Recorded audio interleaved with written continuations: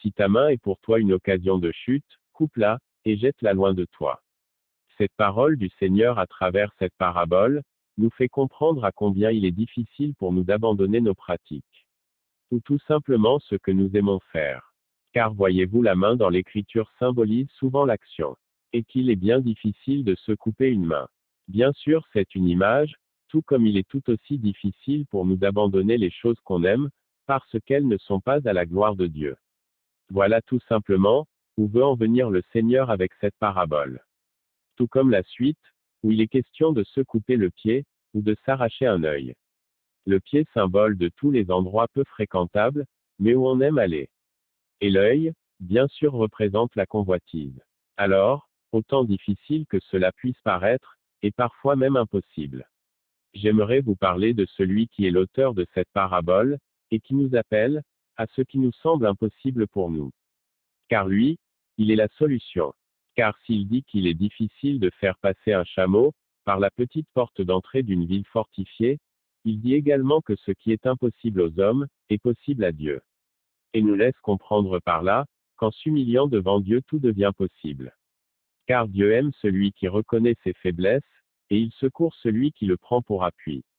Il est un père pour ses enfants, et s'il châtie parfois, c'est pour notre bien. Et s'il nous reprend, c'est pour nous conduire, par sa parole. Car sa parole nous éclaire, et nous fait connaître sa volonté. Heureux ceux qui se confient en sa parole, ce sont ceux qui la mettent en pratique. Car ceux qui la mettent en pratique, ce sont ceux qui se laissent éclairer. Et si donc ton œil est en bon état, tout ton corps sera éclairé. Mais si ton œil est en mauvais état, tout ton corps sera dans les ténèbres. Si donc la lumière qui est en toi est ténèbres, combien seront grandes ces ténèbres? Par ceci, aussi, nous comprenons qu'il est difficile de faire des choix, ou des sacrifices dans notre vie.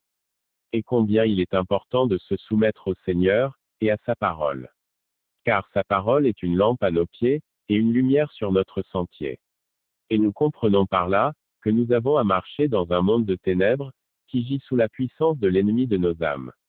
Mais nous chrétiens, nous sommes la lumière du monde. Et que même si le chemin est étroit, et resserré, c'est par la porte que nous avons passé. Jésus, qui s'est fait homme pour nous, et qui s'est humilié. Pour nous donner accès à son ciel de gloire. Rappelez-vous cette petite ouverture dans la muraille, dont on a parlé un peu avant, juste assez grande pour laisser passer les voyageurs de nuit.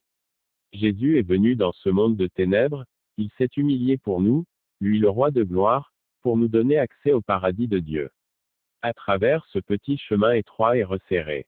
Mais un jour tout œil le verra, et c'est devant lui que tout genou fléchira.